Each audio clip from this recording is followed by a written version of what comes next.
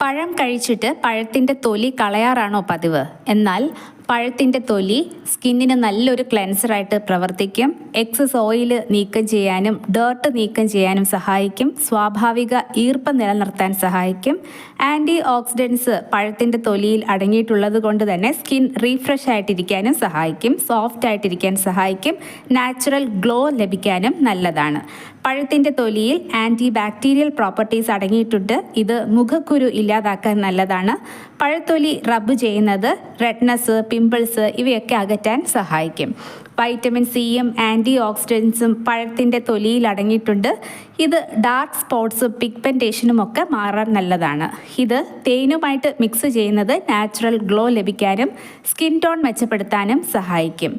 കണ്ണിൻ്റെ അടിയിൽ പഴത്തിൻ്റെ തൊലി വെക്കുന്നത് ഡാർക്ക് സർക്കിൾസ് മാറാനും കണ്ണിൻ്റെ ക്ഷീണം മാറാനും ഒരു ഫ്രഷ് ലുക്ക് നൽകാനും നല്ലതാണ്.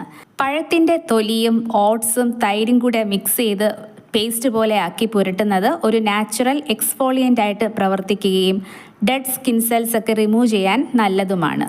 ഇത് സ്കിന്നിൻ്റെ ടെക്സ്ചർ ഇംപ്രൂവ് ചെയ്യാൻ സഹായിക്കും. സ്കിന്നിലുണ്ടാവുന്ന ചുളിവുകൾ നീക്കം ചെയ്യാൻ പഴത്തിൻ്റെ തൊലി അപ്ലൈ ചെയ്യുന്നത് നല്ലതാണ്.